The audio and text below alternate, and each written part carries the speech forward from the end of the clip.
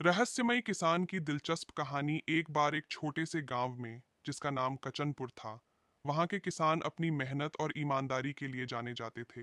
लेकिन उन्हीं में से एक किसान, जिसे लोग रहस्यमय किसान कहते थे, अपने अलग और अनोखे तरीकों के लिए मशहूर था। उसका असली नाम रघु था, लेकिन गांव वाले उसे रहस्यमयी किसान क्यों कहते थे, यह कोई नहीं जानता था। रघु का खेत दूसरों से छोटा था, लेकिन उसकी फसलें हमेशा सबसे अच्छी और भरपूर होती थीं। लोग आश्चर्य करते थे कि वह ऐसा क्या करता है जिससे उसकी फसलें इतनी बेहतरीन होती हैं।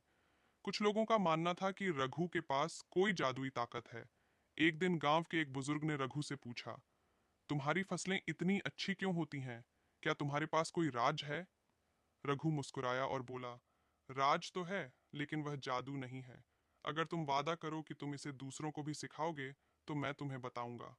बुजुर्ग ने वादा किया और रघु ने अपने खेत का एक हिस्सा दिखाते हुए कहा, मैं हमेशा अपने खेत को प्यार और देखभाल देता हूँ। मैं मिट्टी को पोषण देने वाले देसी तरीकों का इस्तेमाल करता हूँ, जैसे गोबर की खाद और वर्मी कंपोस्ट। साथ ही मैं हर सुबह अपने पौधों से बात करता हूँ।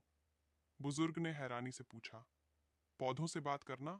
रघु ने हंसते हुए कहा, हाँ, मैं उन्हें शुभकामनाएं देता हूँ और अपनी मेहनत से उन्हें फलने फूलने की प्रेरणा देता हूँ।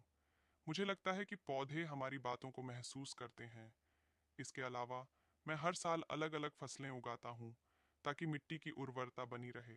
रघु की बातें सुनकर बुजुर्ग ने उसकी तरीकों को अपनाने का फैसला किया। धीरे धीरे पूरे गांव ने रघु की विधियों का पालन करना शुरू कर दिया। कुछ ही समय में गांव में हर किसी की फसलें लहलहाने लगीं। अब रघु रहस्यमयी किसान नहीं, बल्कि ज्ञानवान किसान के नाम से जाना जाने लगा।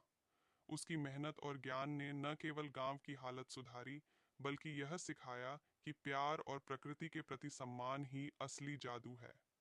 संदेश: कहानी हमें यह सिखाती है कि मेहनत, सही जानकारी और प्रकृति से जुड़ाव ही जीवन की सच्ची सफलता का राज है।